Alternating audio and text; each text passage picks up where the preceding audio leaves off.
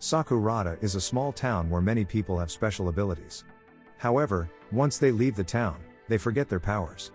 Kei-asai, a middle school student of Sakurada, finds a love letter in his shoe locker from one of his schoolmates, Sumire Soma, that asks him to meet her on the school rooftop the next day. Following the instructions, he goes on the rooftop only to find Misora Haruki.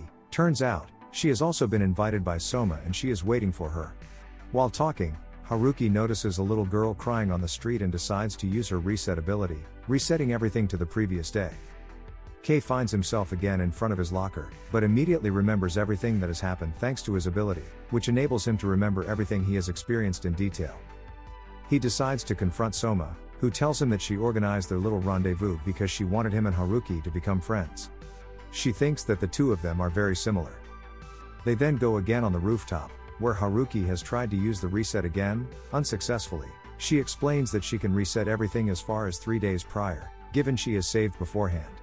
However, she can't save for 24 hours after a reset and she can't remember what happened, since the reset affects her too. Soma suggests that the three of them should continue meeting on the roof, just to see what happens. Later on, Haruki meets the little girl she had seen crying. Her name is Mari Kurakawa and she's looking for her mother. Haruki takes care of her until Soma brings Mari's mother to take her back home. One day, Kei asks Haruki to work together, since by combining their abilities they could solve all kinds of problems. However, she refuses, claiming that she cannot trust Kei, since he may exploit the power of the reset. Kei promises Haruki that one day he'll gain her trust. He then meets Soma, who tells him that she's curious about Haruki's past. Haruki becomes friends with Mari, who tells her that she wants her mother to love her, but that she hates her since she is a false copy. At that point, a man from the bureau, Shintaro Tsushima, comes to pick her up, claiming to be her guardian. Haruki recounts the events to Kei and asks him to help her fulfill Mari's wish.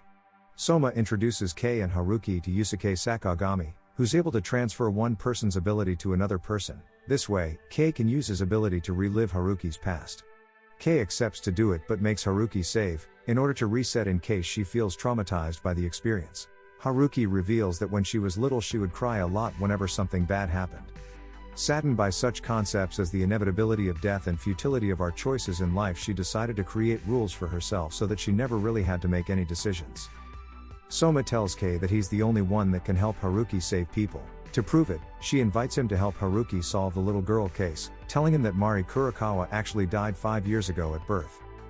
At the end of the episode, Soma is shown on a bridge during a rainy day. She throws her umbrella away and jumps off the bridge. Kei confronts Mari, asking her who she really is. She confesses that she's the product of her mother's ability, who created a clone of her daughter in order to substitute the original. When Tsushima comes to pick up Mari, Kei asks him what will happen to the girl. He answers saying that her mother won't come back, since she left town and gave Mari to the bureau in order to forget about her. The mother realized that Mari is just a copy and that she'll never have her real daughter back and therefore will never be able to bring herself to truly love Mari as her child. The father left her for the same reason 3 years before. Tsushima admits that the bureau convinced the mother to leave town, in order to get rid of her power to create life and keep it a secret. Kei disagrees with the logic of the bureau and asks Haruki to use the reset in order to save Mari, but he leaves the final decision to her. Haruki decides to follow the bureau's decision, but when Kei tells her that she has the possibility to make things right by resetting, she agrees to reset. Kei finds himself again sharing his power with Haruki thanks to Sakagami, but this time he makes her relive what happened in the reset. In this way, Haruki is convinced to change the course of the future events. Kei makes up a plan to prevent Mari's mother from leaving Sakurada, which needs Sakagami's ability to work, but Sakagami won't help unless the bureau gives him permission to do so.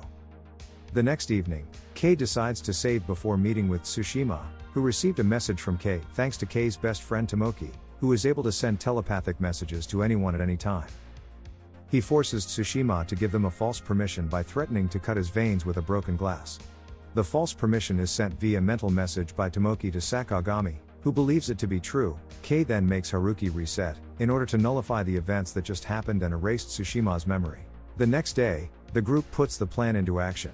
Haruki and Tomoki go to the hospital to visit Mari, while Kei and the others confront the mother at the train station. They convince her to try remembering what it was like when she loved Mari by using Sakagami's ability to transfer Kei's ability to her. While the mother is re-experiencing Mari's childhood memories, Haruki and Tomoki convince the girl to cry out loud her feelings for her. The message is sent by Tomoki to the mother, who finally realizes how much she really loves her daughter. A few days later, Soma goes to visit Kei at his house and asks him to accompany her to the bus station to go to the mountain. She then asks why Kei abandoned his parents to live in Sakurada. Kei says that he was interested in Sakurada's powers, since they could break the rules of the world that he despises. Soma understands that Kei is interested in the reset for the same reason, since it can erase bad things. However, Soma believes the real reason he's interested in the reset is because he's in love with Haruki. Kei admits that's probably true and Soma leaves. The next day, Kei meets Haruki on the rooftop, who tells him that she has decided to follow his decisions whatever they may be and that she has started to like him. Kei tells Haruki that she is confusing her feelings of trust for him with love. In order to prove that, he kisses her and sees her reaction. Haruki isn't sure if the kiss made her happy, and so, in order to cancel that moment, Kei asks Haruki to reset. Back to the day before, Kei is at home, but strangely, Soma doesn't visit like she did last time. The next morning, he discovers that Soma has drowned by slipping in the river while hiking in the mountain. Haruki asks Kei to reset, but he tells her they can't because they've already reset. 2 years later, Haruki and Kei are recruited by Tsushima as their supervisor to form the service club at their high school, which will continue their investigations into paranormal events in Sakurada that their abilities may be able to solve. Kei receives a message from Tomoki reminding him of an appointment he made with Haruki at the tea room. They have to meet with a girl called Yoka Murase. This is an assignment organized by Tsushima for the service club. Murase wants them to find her lost cat, but because it has been run over by a car, she asks Kei and Haruki to use the reset in order to revive it. Once Murase leaves, Haruki tells Kei that she's suspicious about the request, since the Bureau only intervenes when a problem connected with Sakurada's powers arises. Kei decides to save the cat's life, but only after having gathered some information. While Haruki goes to check the scene of the accident, Kei decides to call Hitsuchi, a mysterious informant who tells him to contact Seika Nunu, who has the ability to share information with cats and can be often found at Kamisaki Shrine. At the end of the phone call, Hitsuchi asks Kei if he knows what a MacGuffin is, but his response leaves him unsatisfied. Haruki tells Kei that the manager of the bakery next to the place of the accident heard a car braking between 8 and 9 a.m. They then go to the shrine to meet Nunu, who's sleeping surrounded by cats. Nunu explains that she cannot contact the cat if it's dead.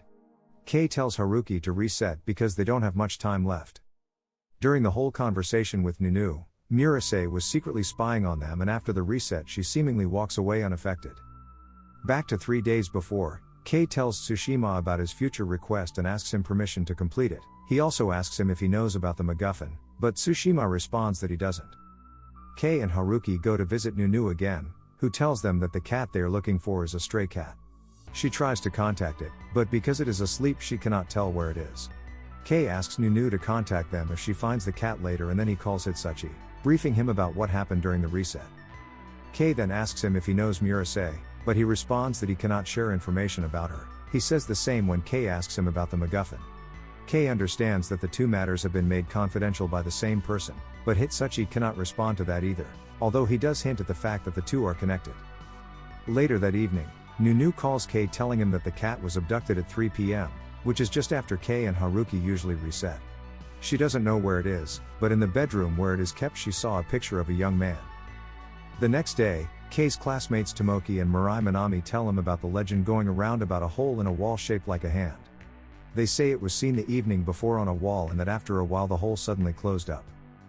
Kei is worried by this since that story wasn't brought up before the reset.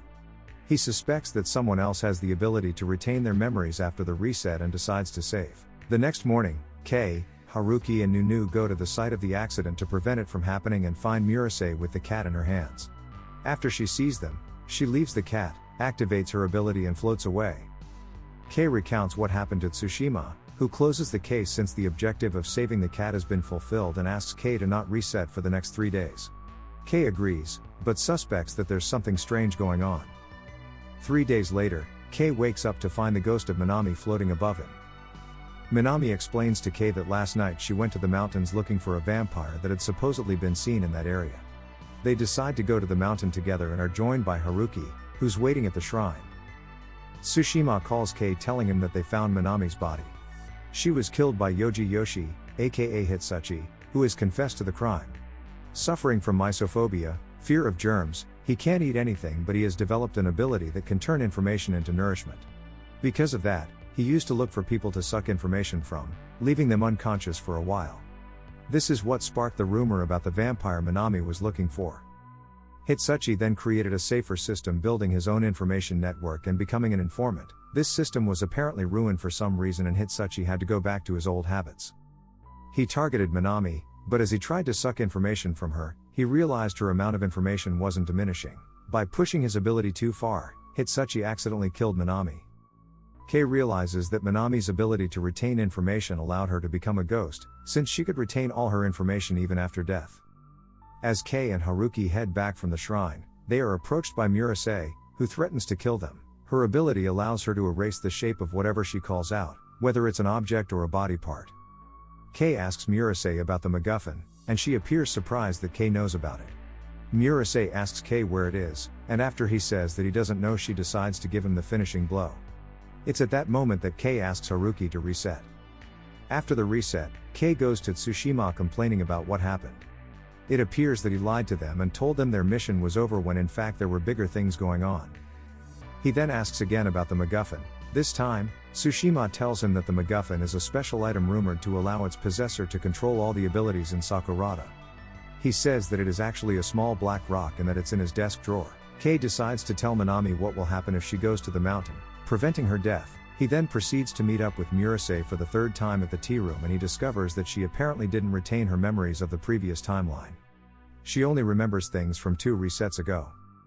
Murase tells them she was using the cat as an excuse to test her ability on them. Suddenly, Tsushima shows up and tells them that the MacGuffin has been stolen by Hitsuchi. While on their way to Hitsuchi's place, Murase tells Kei that her objective is to destroy the bureau and rebuild it and asks him to join her. Once they arrive at his house, he tells them that he hasn't got the MacGuffin, but Murase doesn't believe him and threatens to cut his phone line again, as she did 3 days before. Kei defends him and asks him to find the person who actually has the MacGuffin. That person is Minami, but when she comes to give it to Kei, she's attacked by Murase who steals the MacGuffin. Tsushima tells Kei that Murase is angry at the bureau because her brother, who worked for them, died in a car accident the year before.